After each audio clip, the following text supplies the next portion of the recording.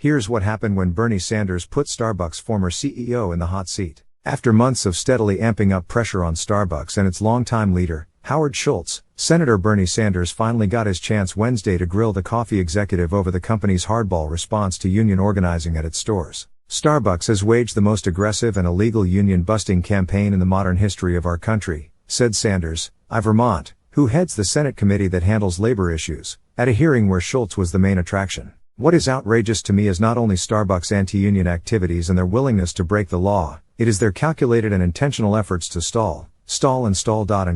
Schultz, who stepped down earlier this month as interim CEO, spent hours defending the company he has steered off and on since the 1980s. He repeatedly denied allegations of union busting, trading barbs with Sanders and Democrats in the process, and tried to depict a company worth emulating rather than denigrating. Here are 5 takeaways from Wednesday's hearing. Schultz may no longer be holding the reins, but he made clear he does not believe the company has done anything illegal in its effort to quell a unionization drive that gained steam in 2021 and rippled across hundreds of Starbucks stores in 2022. Starbucks Coffee Company unequivocally, and let me set the zone for this very early on, has not broken the law, Schultz said at the outset of Wednesday's hearing before repeating variations of that declaration numerous times throughout the proceedings. The National Labor Relations Board is prosecuting more than 80 complaints, covering 278 unfair labor practice charges, against the company. NLRB judges have handed down a smattering of rulings that Starbucks did break federal law, though the company appears intent on appealing such decisions for as long as it takes. We're confident those allegations will be proven false, Schultz said.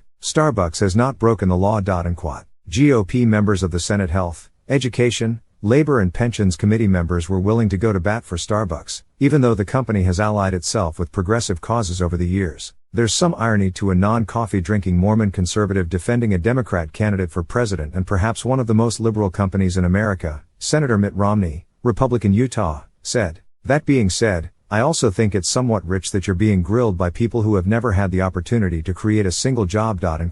Schultz never ran for president, though he did flirt with the idea in both the 2016 and 2020 cycles. And in 2019 he said he had disaffiliated with the Democratic Party for ideological reasons. Romney was one of several Republicans who said they disagreed with some of Starbucks' political stances but nonetheless felt it was being villainized by Democrats and union supporters. During the hearing, senators of both parties got Schultz to confirm a number of facts about Starbucks and its response to the unionization drive, much of which will eventually make its way into legal filings. The former CEO confirmed that workers at unionized stores were not extended certain compensation benefits granted to non-union stores, that it has opposed having collective bargaining negotiations done over Zoom, and that Schultz told one worker, if you hate the company, you could work somewhere else.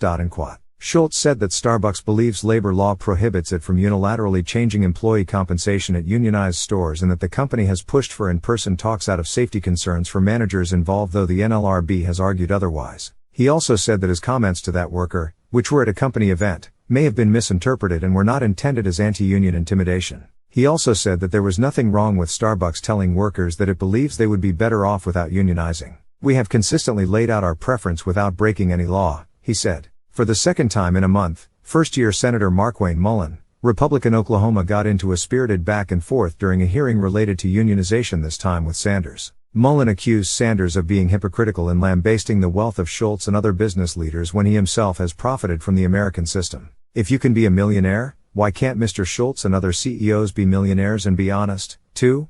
Sanders took issue with Mullin's estimate of his net worth and said that he had made more misstatements in a shorter period of time than I have ever heard. A few weeks earlier, Mullin had a testy exchange with Teamsters Union President Sean O'Brien, and the senator said during that hearing that his disdain for unions was born out of personal experience with how they treated him when they attempted to organize the plumbing business he ran. Starbucks has accused staffers at the labor agency of being biased against it and colluding with the union in several elections. An agency official, Rebecca Dorman, went to the coffee company with concerns last year, and the information she provided has helped it challenge the results of at least one union vote. The NLRB is facing its own credibility crisis, said Senator Bill Cassidy, R-La, the top Republican on the Help Committee. Are NLRB employees weaponizing the agency against American employers to benefit politically connected labor unions?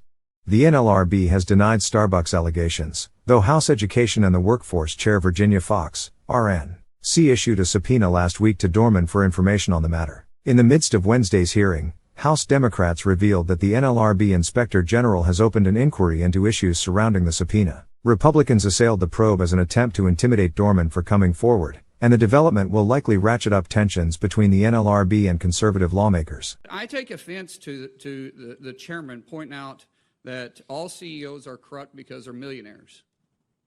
You know, if you make a lot of money, you're corrupt.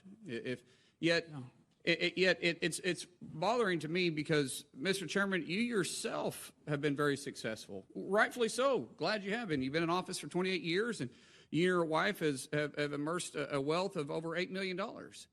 And in fact, your quote on being wealthy and being a millionaire was, well, if you write a bestseller, you can be a millionaire too. If you can be a millionaire, why can't Mr. Schultz and other CEOs be millionaires and be honest too? And I think you got an all-time record here. You've made more misstatements in a shorter period of time than I have ever heard. Please correct me. Well, if I'm worth $8 million, excuse me. It's all public. Excuse me. Yeah, go ahead. All right? Excuse me. Yes, sir. If I'm worth $8 million, that's good news to me. I'm not aware of it. That's a lie.